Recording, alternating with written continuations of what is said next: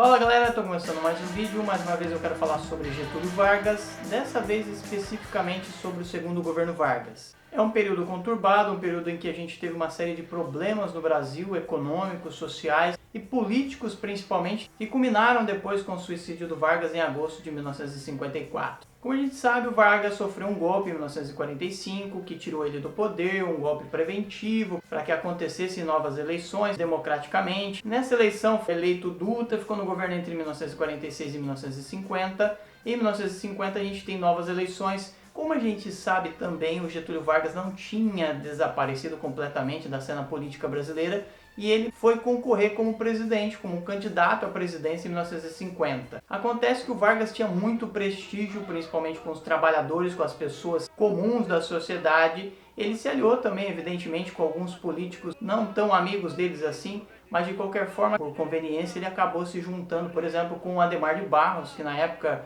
era um populista governador de São Paulo, e se lançou a candidato pelo PTB, o partido que ele tinha fundado em 1945, aliás, e com apoio de uma parte da política, inclusive alguns integrantes da UDN, o grande adversário, ele acaba se elegendo com mais de 48% dos votos em 1950. Só que diferente dos governos anteriores, o Vargas não tinha todo o apoio que ele tinha antes, ele tinha uma série de problemas, especialmente com a oposição, que era representada naquele momento pela UDN, a União Democrática Nacional, e por um cara que vai ganhar muita importância nesse período, que é o Carlos Lacerda. O Vargas assume meio a desconfiança, muita gente achava, o Vargas vai pender para o lado da esquerda, inclusive ele tem uma possibilidade de dar um novo golpe, quem sabe o que o Vargas vai fazer, então a gente tem que ficar de olho nele. Isso vai perpassar todo esse período até 1954. Nesse contexto a gente tem uma série de problemas sociais, problemas econômicos, problemas políticos. De qualquer forma, o Vargas assume com uma série de promessas ou iniciativas que ele tomaria a partir daí, que seriam voltadas especialmente para a industrialização, com uma discussão em torno dos nacionalistas ou daqueles que eram antinacionalistas, aqueles que defendiam a participação do governo, a participação do Estado numa nova fase de industrialização que já tinha sido começada pelo Vargas no primeiro governo, tinha sido de alguma forma continuada pelo Dutra e que o Vargas pretendia avançar ainda mais, só que nesse contexto a grande discussão era quem daria a continuação a esse processo, afinal de contas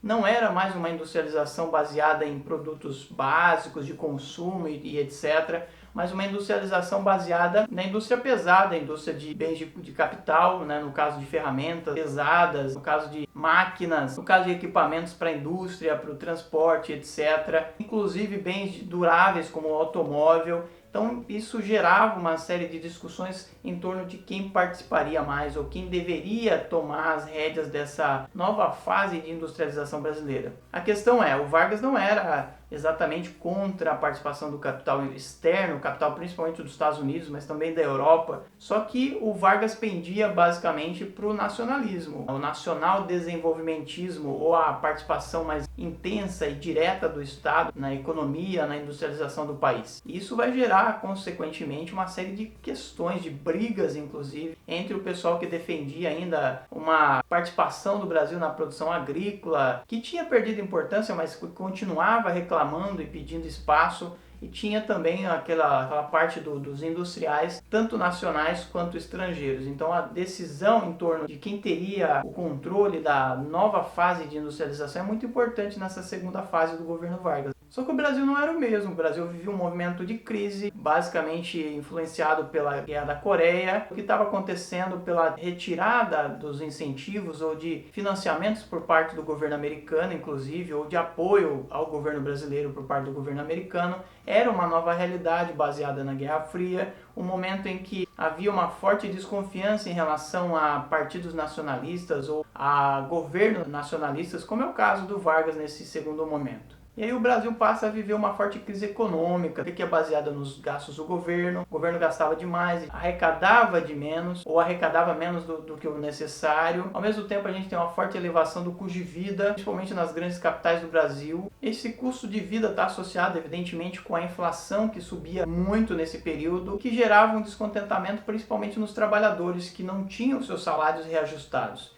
Aliás, o salário dos trabalhadores não eram reajustados desde 1943, ou seja, o Vargas ainda estava no poder quando teve o último reajuste de salário. E tudo isso vai gerar problemas, inclusive, com o pessoal que tinha apoiado a eleição do Vargas, os trabalhadores. os sindicatos, esse pessoal que não era mais controlado diretamente pelo Estado e que passa a promover greves, inclusive, como a greve dos 300 mil e marchas que passam a ser realizadas especialmente a partir de 1953. Então a gente vai ter um momento de problemas sérios, e problemas com os trabalhadores, aqueles que tinham apoiado Vargas e que de alguma forma estavam tornando descontentes e manifestando o seu descontentamento. Só que a questão é que não era só um problema econômico do Brasil naquele momento. Era um problema político sério, um problema que envolvia o pessoal que apoiava o Vargas de alguma forma, que se mantinha fiel ao Vargas naquele momento, e o pessoal que fazia uma forte oposição e que começou a controlar os meios de comunicação e, através desses meios de comunicação, fazer fortes críticas, às vezes críticas infundadas, às vezes críticas falsas. De qualquer forma, o Vargas não tinha o apoio dos principais meios de comunicação. O Globo, o Estado de São Paulo, o Estadão, a Tribuna da Imprensa, onde eram faladas coisas das mais diversas possíveis contra o governo Vargas, mas que baseavam-se na corrupção ou supostas corrupções que ocorriam no governo, nepotismo, abuso de poder e assim por diante. Vão sendo promovidas essas críticas desde o começo e intensificam a partir de 1953 e 1954, quando a gente tem uma junção dessas críticas com parte do exército que estava descontente. Nesse processo, Vargas coloca como ministro do Trabalho um cara que era polêmico na época, que não era bem visto pela classe média, que não era bem visto pelos industriais da época, que era o João Goulart. Isso porque ele tinha um vínculo com os sindicatos, ele tinha uma aproximação com os trabalhadores muito forte. Isso gerava desconfiança, gerava críticas em relação ao João Goulart, que vão fazer, inclusive, com que ele renuncie em 1954. Mas antes dele renunciar, ele propõe um aumento dos salários em 100%, o que agrada aos trabalhadores, mas evidentemente desagrada os patrões, desagradam os empresários, desagrada inclusive o exército, porque o exército se dizia preterido em relação aos demais trabalhadores porque não tinha tido o mesmo aumento que eles. E dentro do exército a gente tem a seguinte situação, a gente tem uma mudança ou uma divisão muito forte de ideologias, aquele pessoal que defendia o Vargas a todo custo,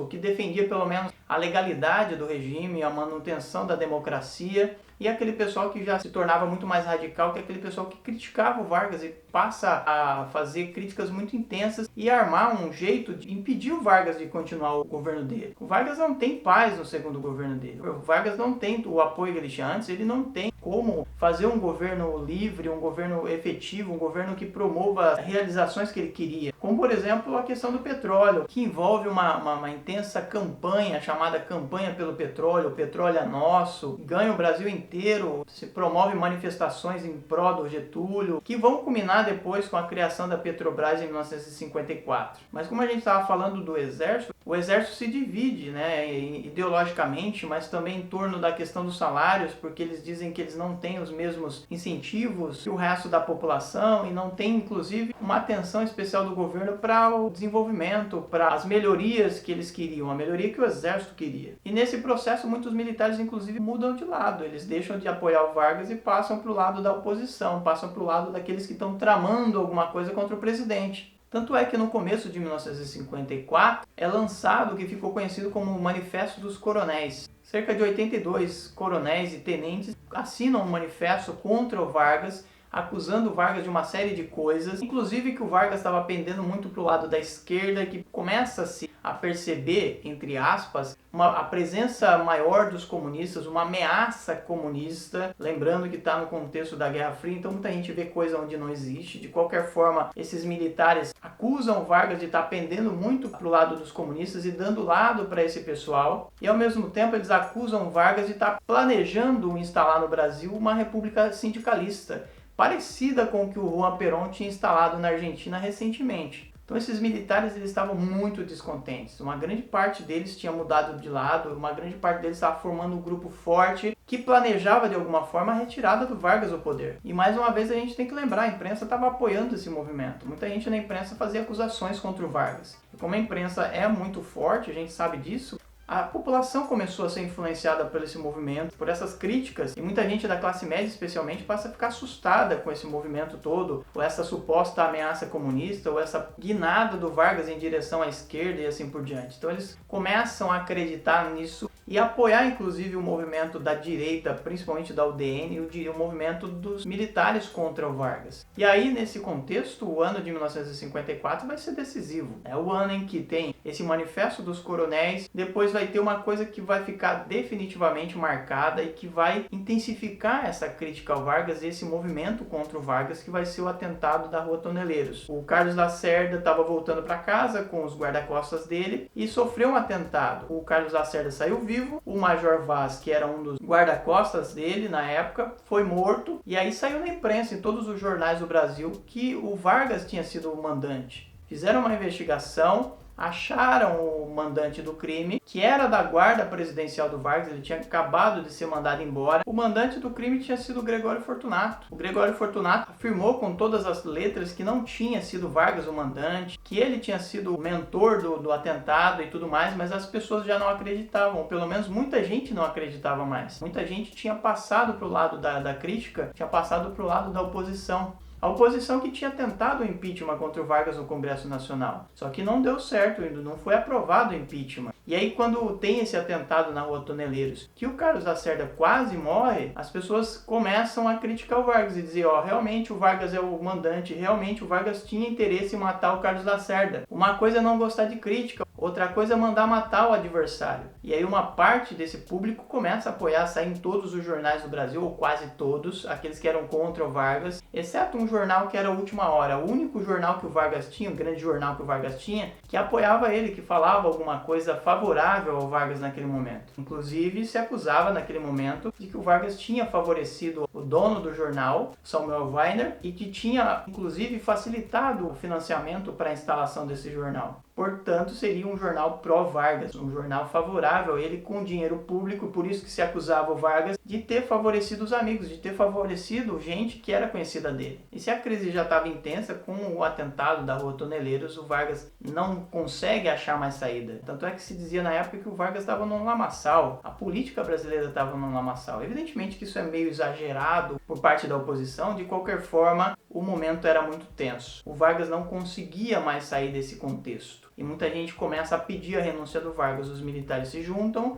com a direita, se juntam com o mesmo pessoal que tinha feito o golpe de 1945 e passa a exigir a renúncia do Vargas. Eles formulam isso, eles deixam claro para o Vargas que eles querem que o Vargas saia. O Vargas dá uma declaração que fica para a história, né? Que só morto eu saio do catete. E foi o que ele fez. Na madrugada do dia 24 de agosto, o Vargas vai lá, escreve uma carta-testamento que ficou muito famosa e se fecha no quarto dele, pega uma arma e atira no peito. Aí é que a gente tem um momento grave na história do Brasil, um momento de virada, inclusive, contra todo mundo que tinha caçado o Vargas de alguma forma, que estava tentando tirar o Vargas do poder. O pessoal que estava tentando dar o golpe no Vargas. Se eles planejavam um golpe militar naquele momento, esse golpe foi esvaziado, porque ficou impossível fazer um golpe contra o governo de maneira geral depois que o Vargas morreu. Porque muita gente que tinha, de alguma forma, acreditado na imprensa, olhou e disse, olha, alguém mandou matar o Vargas, ou alguém forçou o Vargas, o nosso presidente, o pai dos pobres, ou qualquer coisa parecida a se matar. E aí muita gente vai pra rua, muita gente caça esses líderes políticos que eram contra o Vargas, muita gente quebra jornais, muita gente bota fogo em alguns caminhões de jornal, de distribuição de jornais, e nesse momento o Vargas, ao se suicidar, ele acaba dando um golpe contra o golpe, ou seja, ele acaba criando uma situação